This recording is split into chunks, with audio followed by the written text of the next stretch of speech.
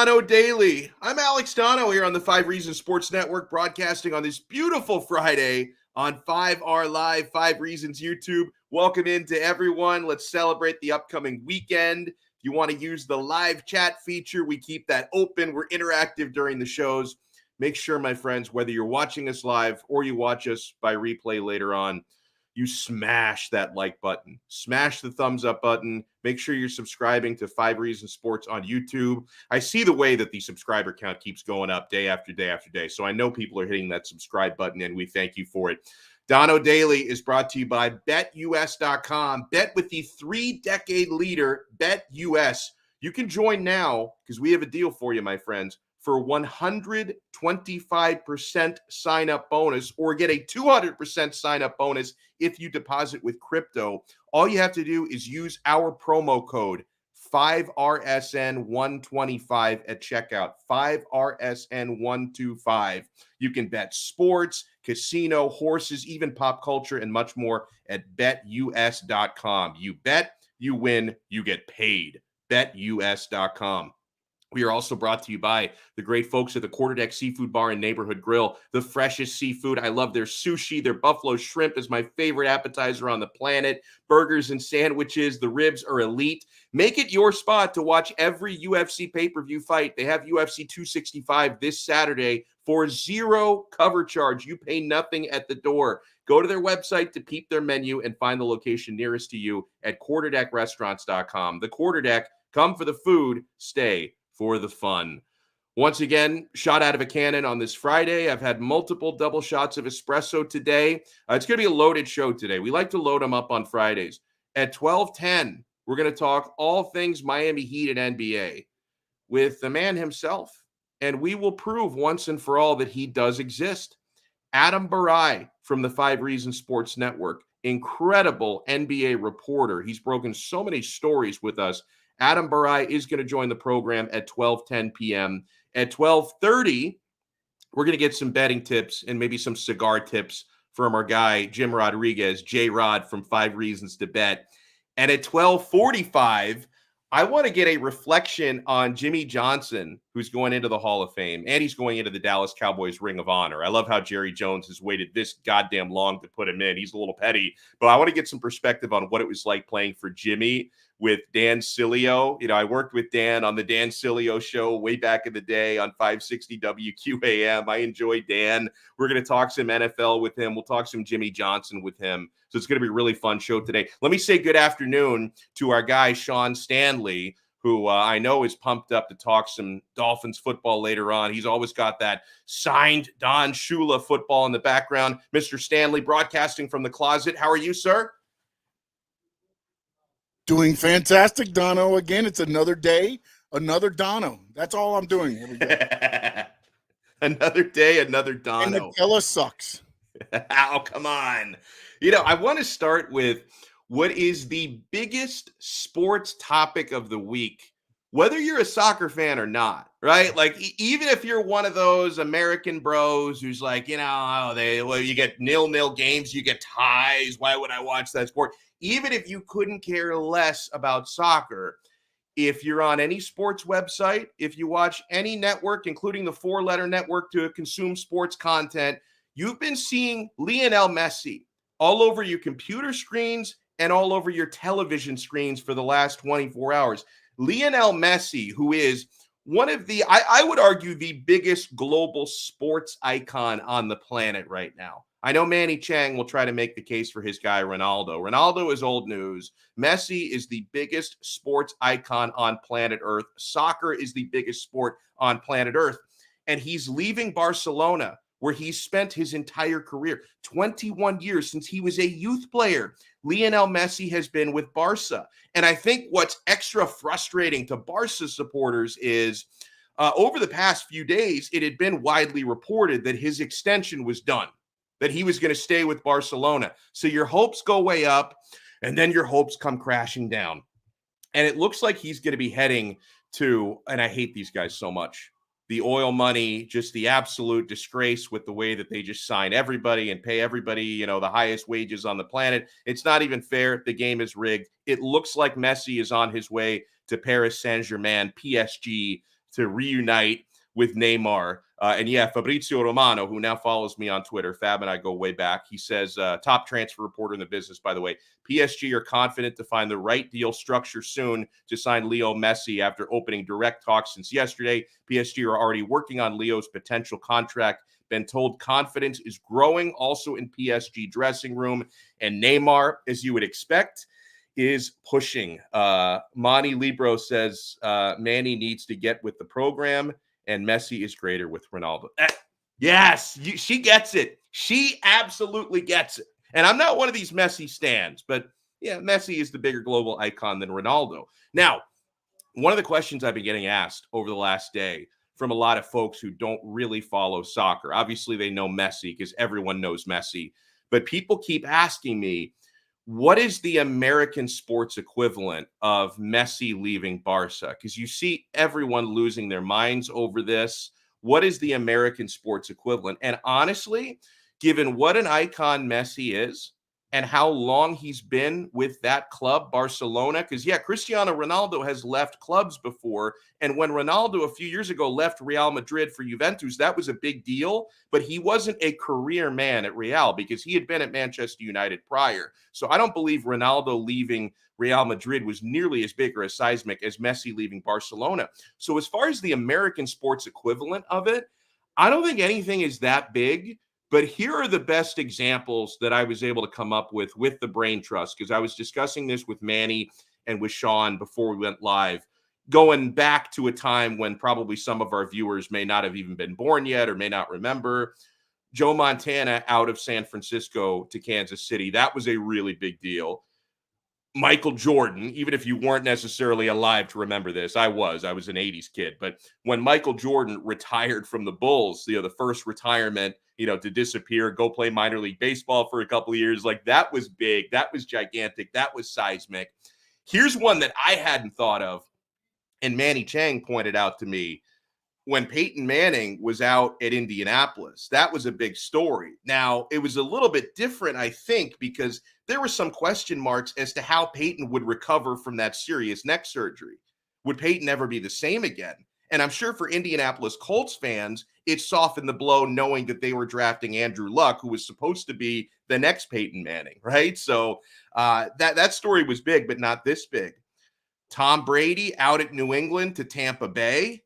That's not a bad one. I mean, Brady obviously was over 40 at that point. I mean, Messi is also entering the twilight of his career, but is still arguably the best player in the world. And hey, Tom Brady's still arguably the best quarterback in the world. He just won a Super Bowl. So I think that's a decent equivalent, okay? Here's one that I really like. And you can compare and contrast the real sporting terms of it. But the example that I like, just the way it's been reported and the way people reacted to it, one that's near and dear to my heart as a Miami Heat fan, 2010, LeBron, the decision announcing he was leaving Cleveland for Miami. Like, just in terms of the way people were melting down, the sheer coverage of that story and the sheer reaction of that story, honestly, that might be the closest thing I can come up with to hold on. We interrupt our regularly scheduled programming. I see the message flashing on my screen. Flo bomb. What did Brian Flores do here? Flores said he doesn't want to trade X and to write that down. Okay, so and honestly, that is big because when Brian Flores, and I know he's not the GM, he's the head coach, but when Brian Flores, who keeps things very close to the vest, right? Because the Dolphins organization under Flo and under Chris Greer are trying to run things the way that Belichick and the Patriots run their business. They're not going to come out and tell you something that big. We don't want to trade X, write that down to add that emphasis to it. Guys, I got to believe in reading that and seeing that, and kudos to Barry Jackson for that tweet, for throwing that out there. I've got to believe upon seeing that means Xavier Howard will not be traded. And I think Xavier Howard should not be traded because the Dolphins have all the leverage. I mean, you can complain all you want to about how X overperformed his contract last year. You think he should be paid better than Byron Jones. He signed that deal 2 years ago. He's got 4 more years left on that deal. At the time, it made him the highest paid corner in the NFL. He doesn't have any leverage. Al Butler writes, Dolphins head coach Flores on Xavier Howard contract, quote, "Last week, I stood up here and said talks are progressing. I'm not going to get into details, but talks are progressing. As long as the lines of communication are open and everyone is willing to compromise, we can get something done." So all of this from Flo is to tell you Xavier Howard is staying. And I like that point from Welch, especially if Igbenogany is struggling in camp, and he has been. So that's big. Brian Flores saying today Xavier Howard is not leaving. All right, so guys, that's a flow bomb. We also want to get to some Heat stuff here, and I'm so thrilled to bring on our first guest. I've interviewed this man once before, and it was still a little bit shrouded in mystery because I interviewed him over the phone. I didn't get the face-to-face. There are some people out there in NBA circles who doubt this man even exists. I am a believer. I've never doubted that for a second. It also helps that I've watched him on various 5 Reasons streams, so I've put the face to the name before. Adam Borai is with us here on Donno Daily on the 5 Reasons Sports Network. Good afternoon, Adam. You're looking well. How are you feeling, sir? How's everything going? I'm doing well. Thank you for having me. I'm looking real. That's the most important thing. That is the most important thing. He's like the Wizard of Oz. He's the man behind the curtain. Mm-hmm. Oh, man, I absolutely love it. So first thing I've got to ask you, Adam, right out of the gate, a guy I'm falling in love with in Summer League, as many Heat fans are. He is the Turkish Moses Malone. Will the Miami Heat be able to keep Omer Yurtseven? Does he have a future on this roster? I think he does. I just don't think that the Heat go into Summer League knowing what they have and knowing that they signed him last season to that contract that they did without knowing that he's going to be back with them full term. I think that guaranteed contract that he had that they terminated right before the offseason started, that was a big tell. That was like a more of a wink deal that really between the Heat and Yurtseven, that was really just, you would do well in Summer League, and we'll talk about having you coming back for the next season. So, yeah, I think they do. And how much of what he's doing in Summer League where he looks dominant, like, hey, should I pump the brakes a little bit? Like, how much of that do you think is going to translate to competing against the best of the best?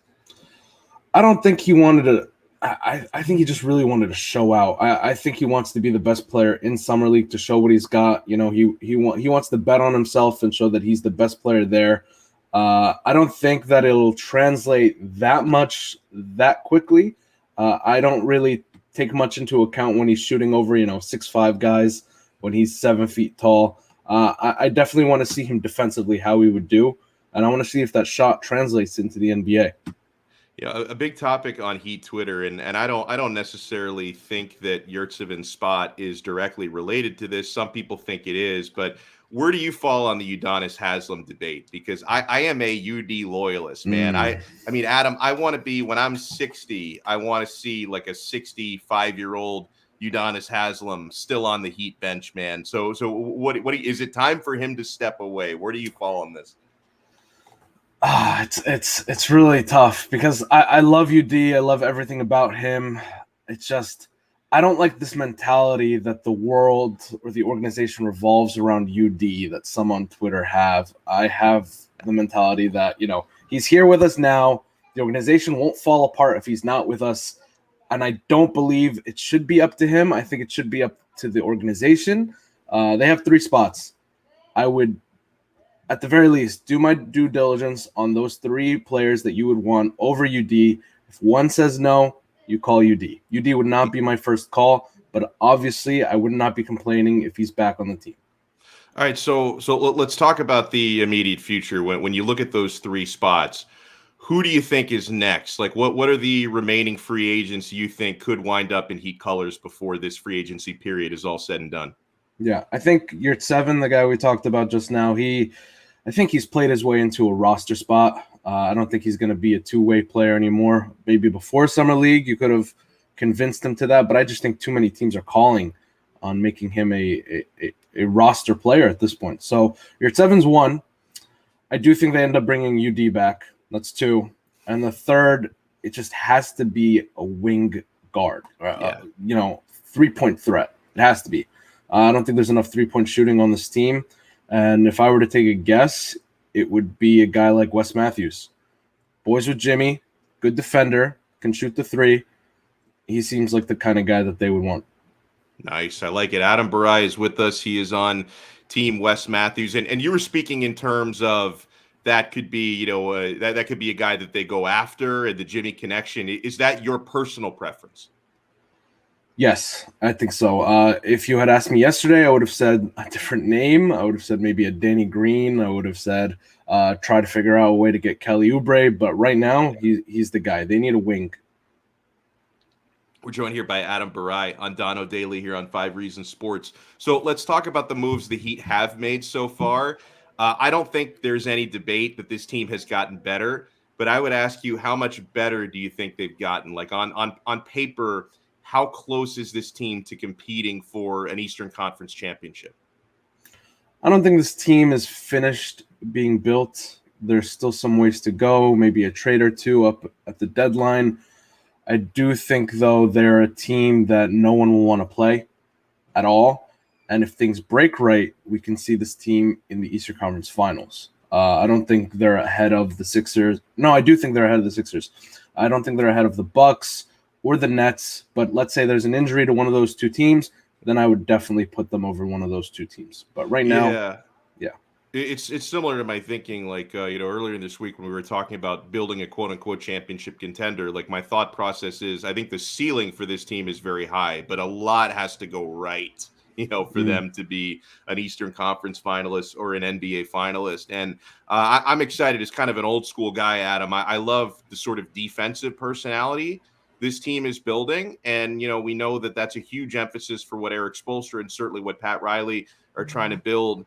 What do you think a Miami Heat closing lineup could look like in crunch time? And do you think Duncan Robinson, who I think is getting better as a defender, but he's not one of these lockdown guys, with his new, now that he's $90 million richer, does he have to be a part of that closing lineup?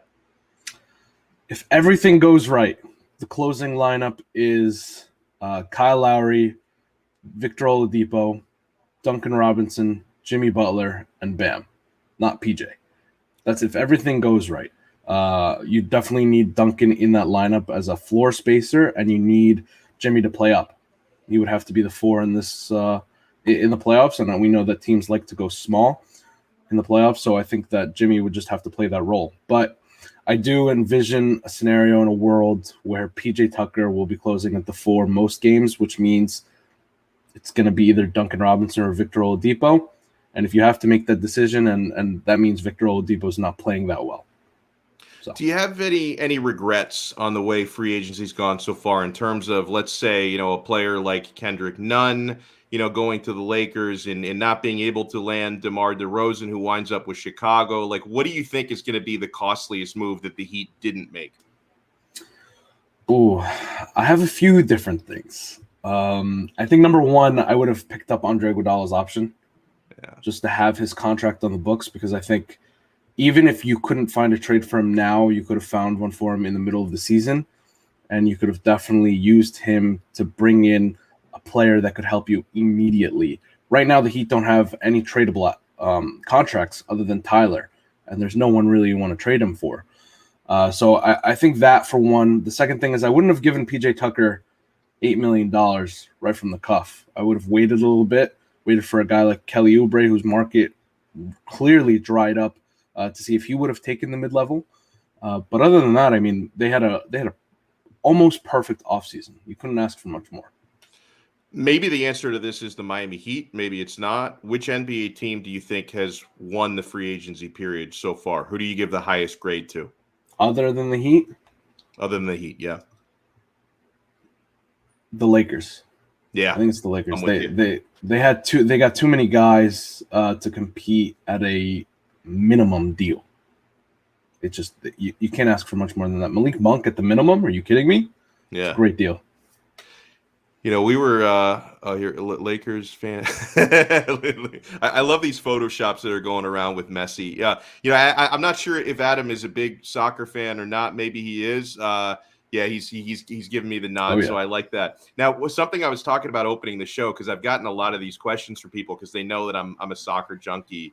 Like, is there an equivalent to you in American sports of something this big and this seismic of what's happening with Lionel Messi right now? Because and I threw out a handful of examples. I just think in terms of the media reaction to it, I do think summer of 2010, LeBron's decision, like the coverage for that, it felt very similar to the way this Messi thing is being covered. Is there anything else you can think of on what is like the best American sports equivalent to what's happening right now with Messi? See, the thing is, I think American sports are too romanticized in the sense that like they're just. I feel like we live in our own little bubble, and I don't think Americans understand the gravity of the Lionel Messi situation and how the whole world views it. So it would have to be something on that magnitude. I hear you on the LeBron thing. I don't think he would have rocked the world the way that Lionel Messi did. I'm going to go with MJ retiring the first time. That's it. Yeah, that's a good one. Yeah. It's got to be that one. And it's timely because, you know, I remember that when I was a kid, but then we were all reminded of it with The Last Dance last year. So it kind of like retold that story for a whole new generation. So, yeah, I'm sure a lot of people are making those parallels as well. Well, we really appreciate the time here from Adam Borai. I guess, you know, on the way out here, you know, you love the Heat's offseason, as do I. You gave a shout to the Lakers. Who is the NBA championship favorite right now in your mind? Is it Los Angeles? Yes, it's the Lakers. I don't buy the Nets because they can't defend Anthony Davis. I just think LeBron is still the greatest player in the world. That's just my opinion, and they just have too much firepower. Well said. Adam Borai, you want to make sure you follow him on Twitter. What's the Twitter handle, Adam? Throw that out for everybody. It's at Adam, like my name, and Borai. Beautiful. I don't have any others. I love it. And check him out all over the 5 Reasons Sports Network and 5 Reasons YouTube. Adam, thank you so much, my friend. We'll talk again soon, I'm sure. Thank you for the insight. Thank you for having me. Our pleasure. Breaking news. So-called Adam Borai likes Lakers to win the title. So, okay, we're keeping score from this week. And I actually agree. The Lakers are, on paper, my championship favorite, right? Talking odds making favorite. It's not the team I would prefer to see win the championship. You guys know my feelings about LaFraud, but I do think the Lakers will probably win it. So if we're keeping score from this week, Borai went Lakers. Alana Tahauer went Lakers. Michael Christian, I think, didn't, right? Was he the one this week who didn't go Lakers? And now for the life of me, I can't remember if I asked that question to Brady Hawk or not. If not, bad job by me. I love this. I love this message in our private chat. Just to take you guys behind the curtain, I should have asked him this, but I just see the message now. Sean Stanley said, ask Adam Borai how he got that hat. Yeah, Sean, Manny, and I need to track Ethan down in person. Like, I need to show up at the man's apartment and demand the hat. I want one of those sweet-ass 5 Reasons Sports hats. I've been unable to track one down so far. And I know Sean Stanley is somehow even more passionate about this than me. Well, I didn't know Adam Borai existed. I see him now. And then the 5 Reason hat appears on his head at the same time. So now I know those are real as well. Now I want one 100%. I've been told for a year and a half now that I'll be getting one. And I'm still waiting there, Ethan. Still waiting.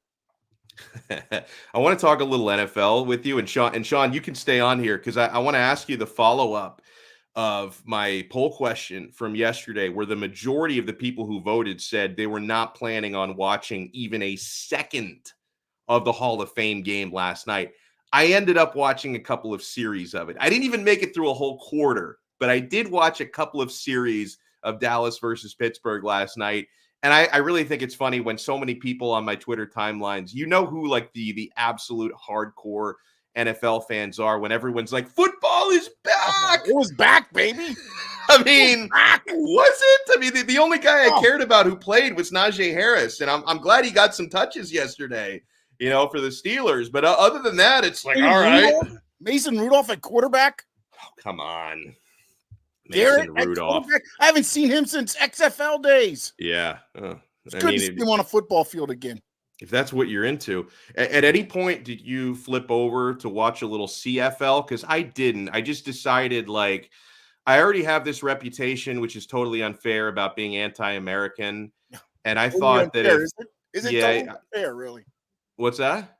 What your last 3 bets have been all against American teams. correct? Against the U.S.? No, I mean, I bet on the Angels. Yes, I only made one bet yesterday, a Major League Baseball bet on the Angels on the money line, and they won 5-0. So, and thank you, BetUS.com. I'm $23 richer after making and winning that bet. Look at you. But yeah, no, I mean, yeah, I did bet against the spread. USA basketball. I bet against them against Australia. I lost.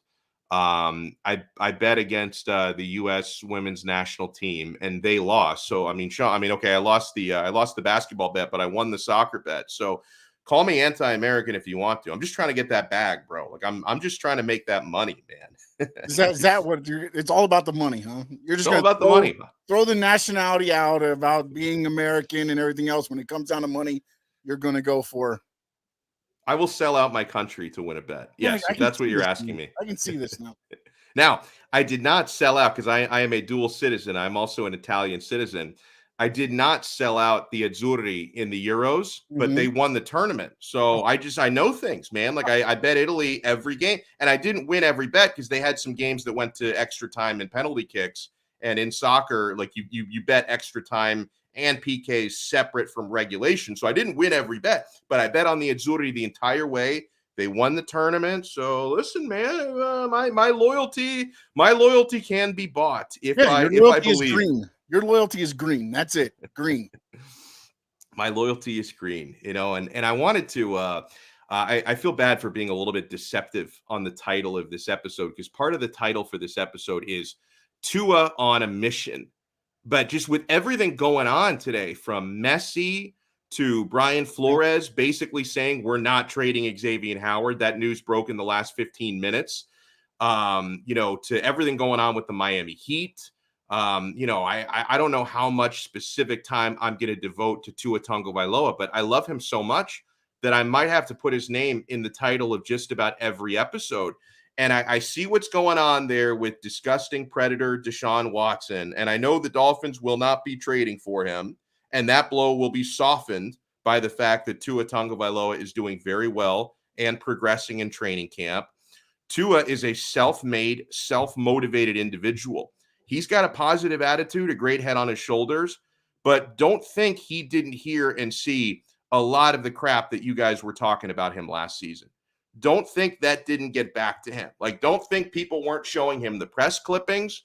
Don't think people weren't showing him the videos of jackasses like Colin Cowherd and Skip Bayless ripping him apart, and that loser Mike Greenberg from Get Up. They were all ripping this guy apart.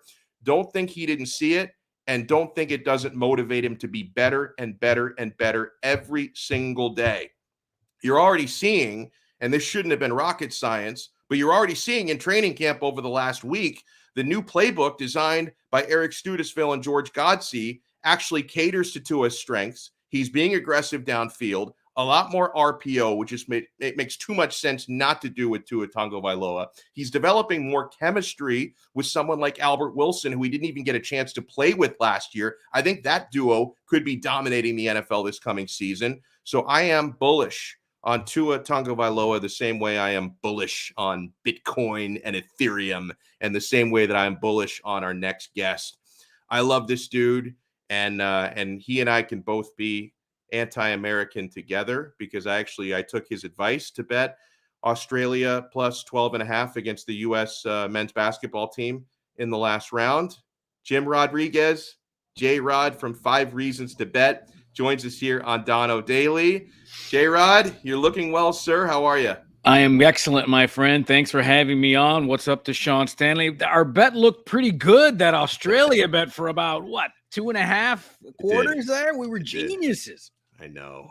Okay, and so I got to ask you, the gold medal game coming up late night tonight, and this is the biggest rematch since Rocky Balboa versus Clubber Lang 2. Like, this is a grudge match. This is gigantic.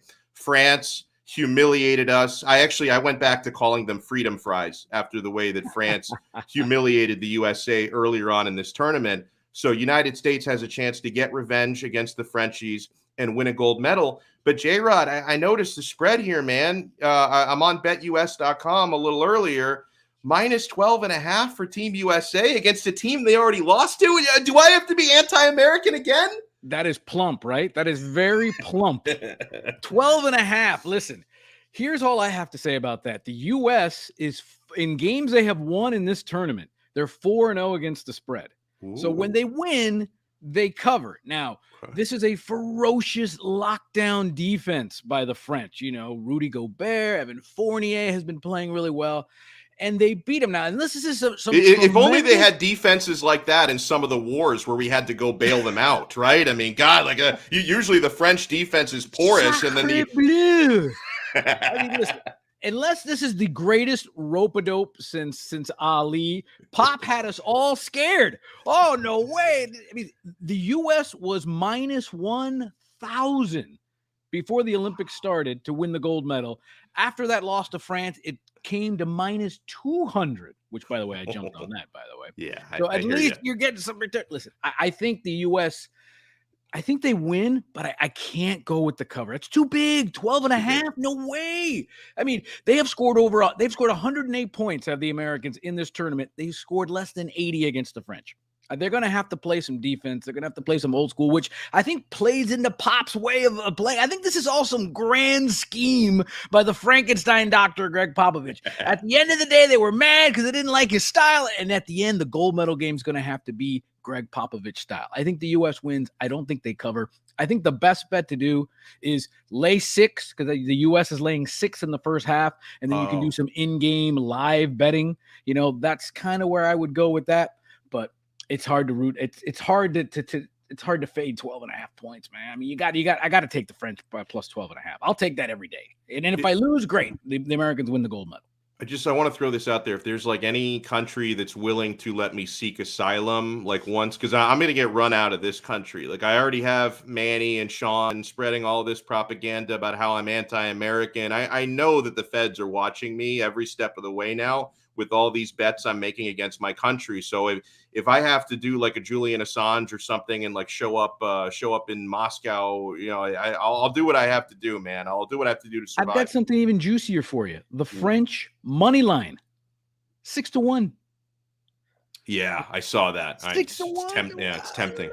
It's tempting. I don't know. I mean, but, you know, before I came on, I heard you, you know, everything's got you were very Ted DiBiase $1 million man going on there, my friend. Everybody's got a price. Everybody's got some, you've got the DiBiase beard going. I think you could pull it off, my brother. And by the way, I love that hat. That hat is amazing. Where'd you get that hat? Yeah, this is actually a clothing company I'm hoping is going to come on board with us. So I'll throw them a little love. They sent me some swag, and I've got a meeting with them coming up. So no pressure, guys. But it's a company called Travis Matthew, and they're opening up. Oh, and get J-Rod swag as well. So yeah, it's a clothing company called Travis Matthew that they're exclusively, I think, in California right now, but they're opening stores in Florida. Oh, you do? There you go. Yeah, man. And by the way, where can people buy the J-Rod merch? Because I'm interested in that shirt. You can hit me up on Twitter or Instagram. DM me for now. Let me know.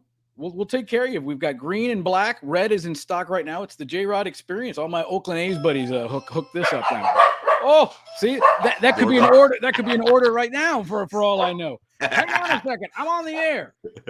Hey, I wanted to ask you with the Olympics, like how much betting do you do? Because I found maybe I'm just too lazy to study betting on some of these like track and fields. Because I've really stuck to conventional stuff like Olympic soccer and Olympic basketball. I haven't really done much track and field and swimming. How deep do you go on your Olympic bets? I'll be honest with you, man. I haven't watched a second of the Olympics.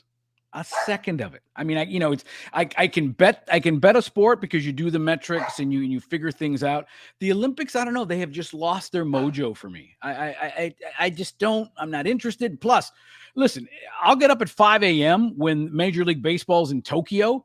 You know, when the Mets are playing the Cubs on opening day or the Mariners are playing whoever, but I won't get up for the Olympics. I like my athletes that get paid. I don't even like college as much. I like to see people paid professionals. I will not be part of this, slander that is amateurism. Blah. Oh, so Manny is asking, J-Rod did not bet on the men's 400 meters swimming butterfly. Listen, we're Cuban. I don't know anything about swimming. We're already here. That's what my dad once told me. I don't swim. I'm the only Cuban that doesn't swim. And I asked my dad, I said, why don't I know how to swim? He goes, brother, we're already here. Where are you going? That is such a good line. Where are you going? We're here. on. Plant those feet in the ground. Get swimming. Get out of here with the swimming. Oh, man. A couple things I wanted to ask you betting-wise. We're here with J-Rod, host of 5 Reasons to Bet here on 5 Reasons YouTube. I want to look at a couple of win totals, right? Because I am football crazy. The season is almost upon us. Canes are opening fall camp today. Oh, I can't wait for this. Canes opening fall camp today. Dolphins training camp is in progress. So let me look at the Miami Dolphins win total first. Now, they won 10 games last year. There's actually an extra regular season game this year. So this seems like free money to me, man. Over under 9.5 wins for the Dolphins. You go over or under? I go under. 9 and 8, maybe. Listen, and I don't think that's a bad thing. Listen, they were a no-look, Harry, Ryan Fitzpatrick, Hail Mary, not even looking from winning those 10 games out in Vegas, okay? They really shouldn't have won 10 games to begin with. Listen, I think this, even though they have the 5th worst schedule, but so do the Bills, so do the Dolphins, so do the Patriots, so do the Jets. They play the AFC South and they play the NFC South, and the extra game for the Dolphins is against the Giants. I look at it like this. The best I see this team is 9 and 8. And here's why. Did you see the beginning of the schedule for them? It's a They gauntlet. start at New England. Then it's Buffalo. Then they go to Vegas. Then it's the Colts here. And then they go to Tampa. If they're not careful, they could be 2-3, 1-4 out of the gate. And remember, Buffalo plays the same schedule. So Buffalo, to me, is a rocket ship. You know, they're 13-4 easy, 14-3 easy. And I just think it's a tough schedule. I think there is a little bit of regression that's going to happen with Tua. I love Tua. I'm not slandering Tua. By the way, Tua 50-1 be the MVP of the NFL if you're so inclined. Oh, it's easy money. But I don't think 9 and 8 is a terrible season for the Dolphins, but this team isn't going to win 11, 12 games. No way. It's a tough schedule. It gets easier toward the end, but that first 5 games, and we know, the Dolphins just have never been able to get out of the gate, in a good start, at least under the Brian Flores era. I don't see more than 9 wins. So I'm going to go under 9.5.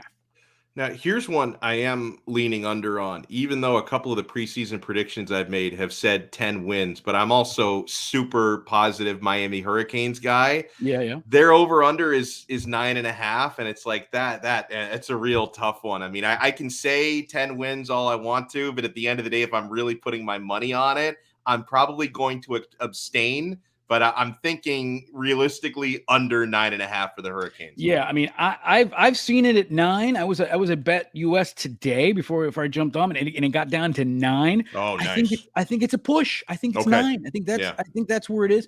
And I think the key game this year, it's not the Bama game. It's not even the North Carolina game, which, by the way, Mac Brown has been Manny's daddy. From back to Texas and him in North Carolina. I think the big key game for the Canes is going to be the NC State game, because the Wolfpack are going to be a lot better than people think. They're going to be pretty good this year. They're not going to a major bowl, but they're going to be pretty good. And all of a sudden, that is the difference. That game, I think, will be the difference between 10-2, 9-3, and even 8-4, because remember, the Canes go to Tallahassee this year. Yeah. You can say all you want about Florida State. It's still going to Tallahassee. I think 9 is what the Canes are going to get this year.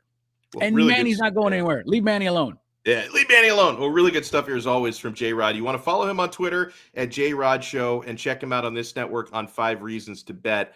We gave you like 10 reasons to bet and a few not to bet on this segment. So, J-Rod, we appreciate you as always. Go answer the door, my friend. Go grab that bag, and we'll talk to you later. All right. Uber, I'll be there. Come on, don't go anywhere. Oh, man, I love this dude. Great stuff from J-Rod. So, in about 6 minutes, we're going to be joined by Dan Sileo, legendary individual in these parts and many parts. Before we get to that, I want to do a little food talk here. And I want to throw some love here. Foodie Friday, brought to you by our friends at U Brake Wheel Fix in Aventura. Guys, Mark and his repair and refinishing techs have over 20 years of experience. They are dedicated to providing high-quality repairs for cracked, bent, or damaged rims and wheels. They get the job done quickly, and they get it done right with a quality guarantee.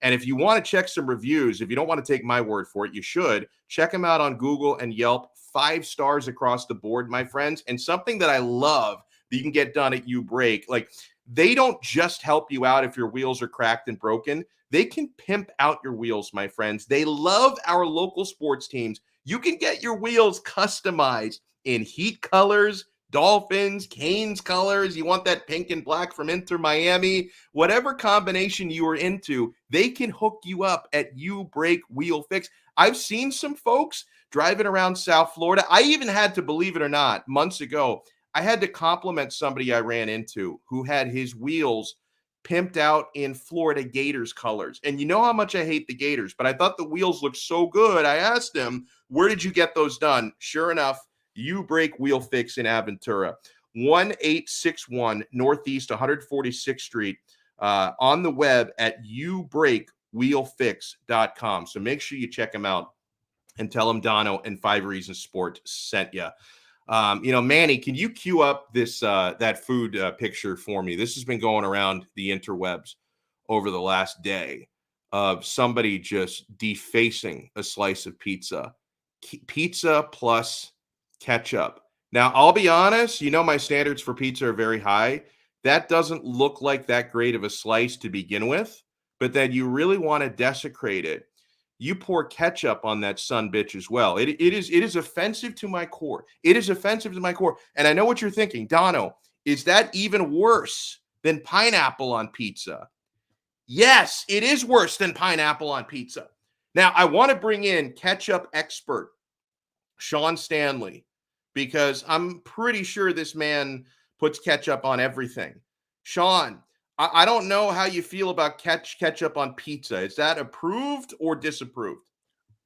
I will go pineapple approved, ketchup not approved. What? Okay, if Sean Stanley tells you no ketchup on pizza, that whoever, scroll up a little bit, Manny, because I think that Carrie Steele, who wrote the tweet, she tagged who did it. So it's whoever this person is, Plato El Choco. Whoever this person is, they should be banned from the internet. They should be imprisoned for putting ketchup on pizza. It is a crime against humanity. So I don't know what this person is thinking. That's crazy.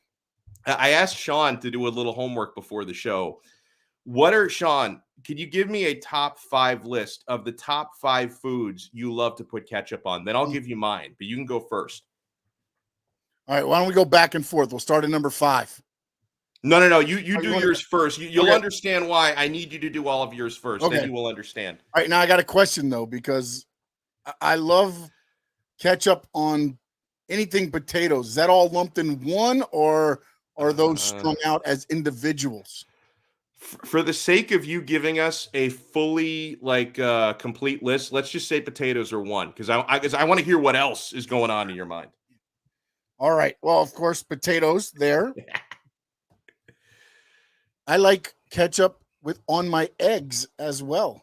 A lot of people like that, I've noticed. Yeah. And also one thing, because again, if you look at me, I'm not a very, very, nothing high class here. I don't mind doing a little ketchup on my steak. Oh, God. Oh, it hurts. Yeah. Can I ask you a follow-up?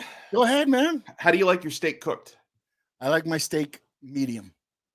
So so you're reasonable with that, because I find that there's a very high correlation of people who put ketchup on steak who order their steak well done, because at that point you've already ruined it, right? So you're not ruining your steak, you're getting it cooked at a reasonable temperature, but then you're ruining it with ketchup. I don't understand that. See, it's not every time, but I do not mind a good little dip in the ketchup and go with it, man.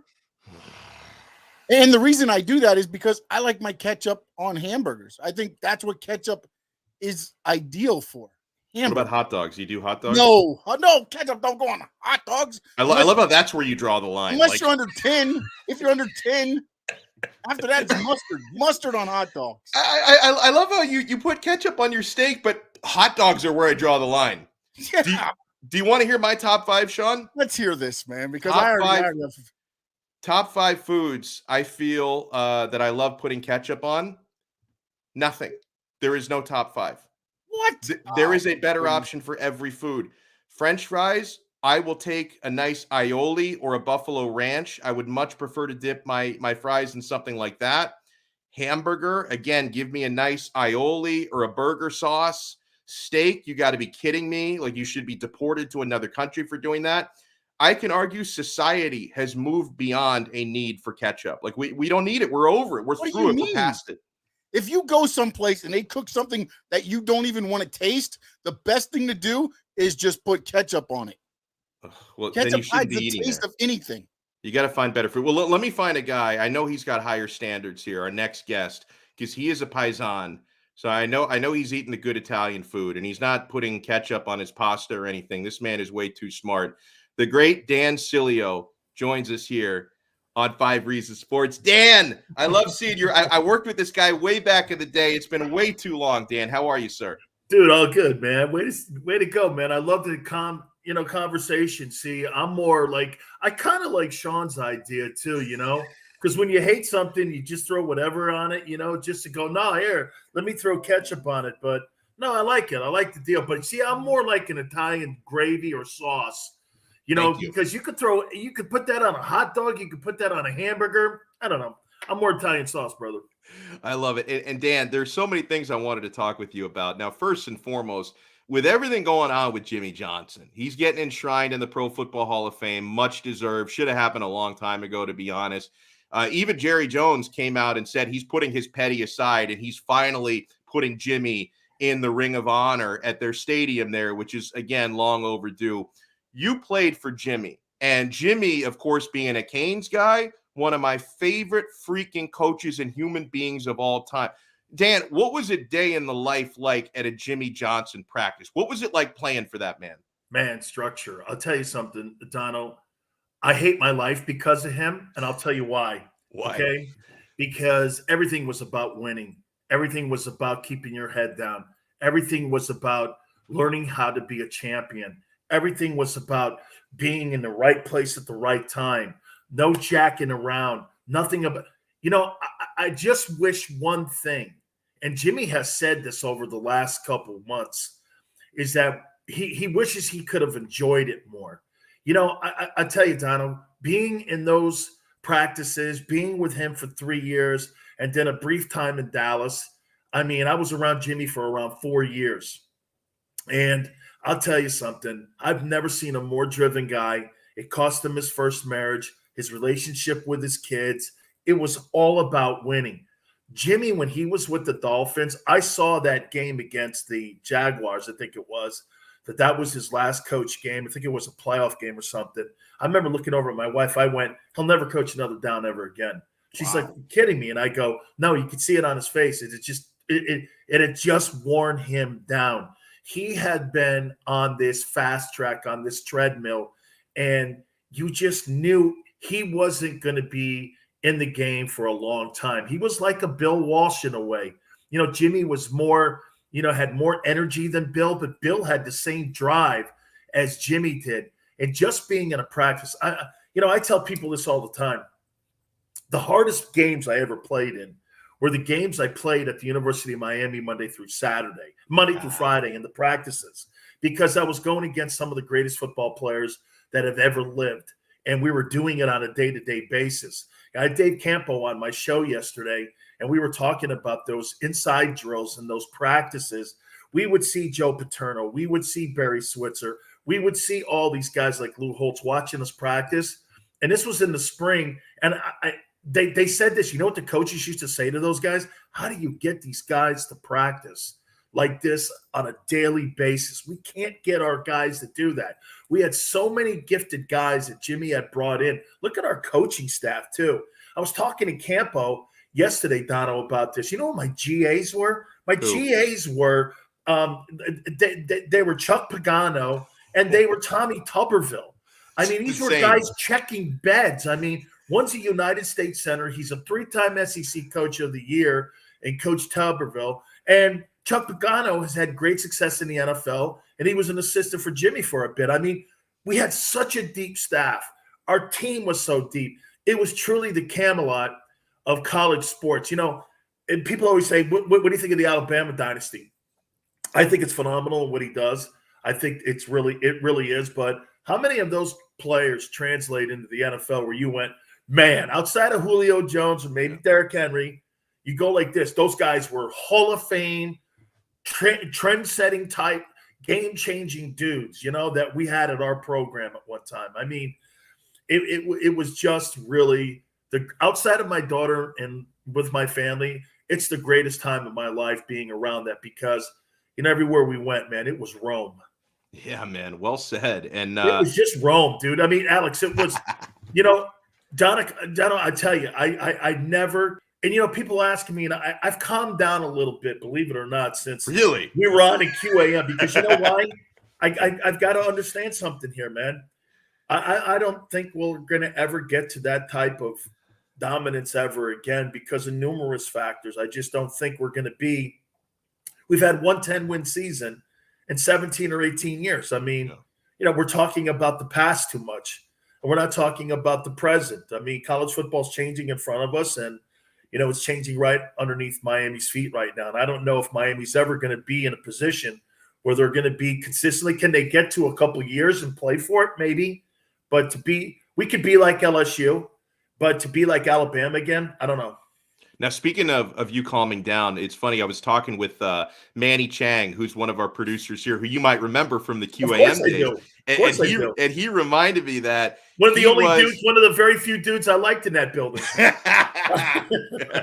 Now, he reminded me that he was producing. Oh, there he is. And he looks the same, by the way. One of the very few dudes I liked in that building. Everyone else could, that guy Joe Bell still texts me, "How you doing?" And I'm going like, "Yeah, okay, guy. You know what? There's not I was at iHeartRadio for like 15 years, and I love 90% of the people.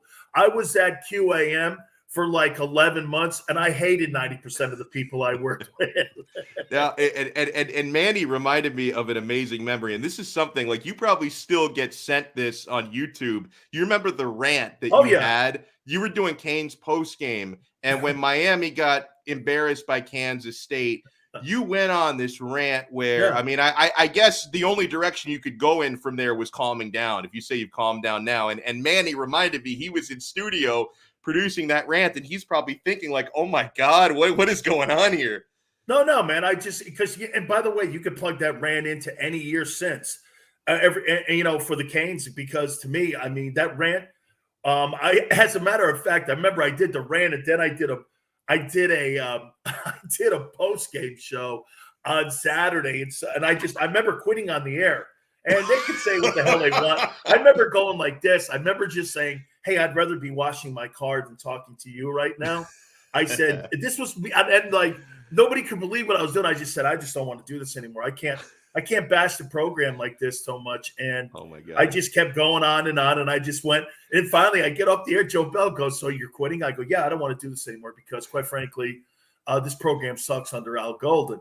And all of a sudden, I'll never forget, Joe Rose came to me and he goes, "How come you're not supporting the program?" He did this in the hallway. And I go, "I am supporting the program, dude. That guy sucks. I don't care you blow him. That guy sucks. I don't care he comes on your show, Joe. Well, he's a good guy." I go, "That guy is not a good coach." Okay.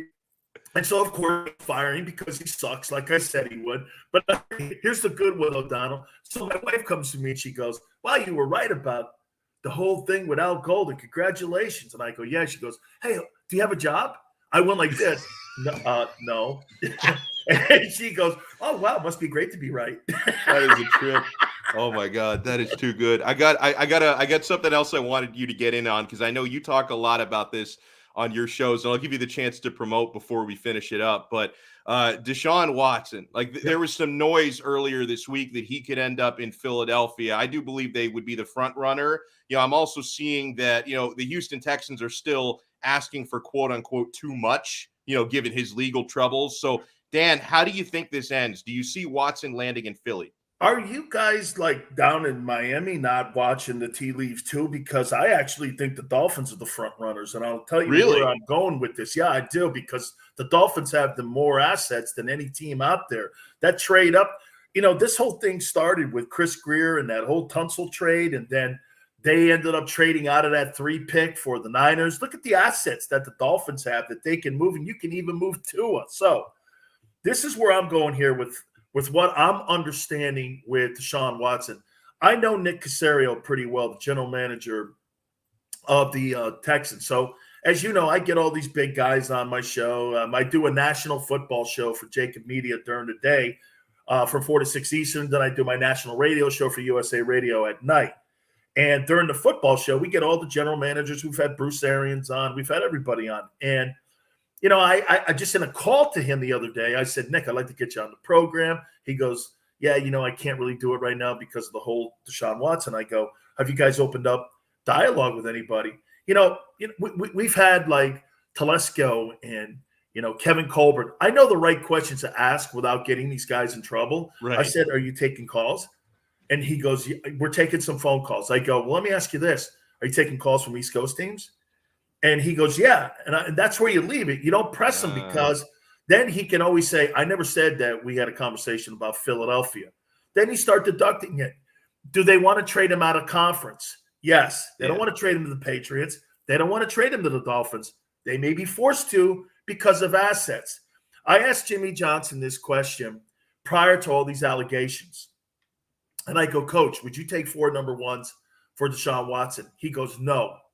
And I said, wow. I go, you think that highly? He goes, that kid's a top 5 player at that position. You search your whole life to get that guy. You don't trade guys like that away. So now what you're getting is you're getting a guy with a couple dents in the fender. So the asking price has come down to where Philly fits in the room.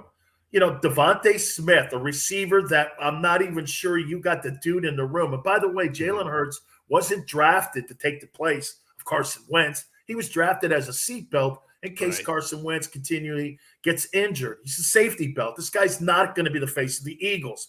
I don't care what Eagle guy thinks.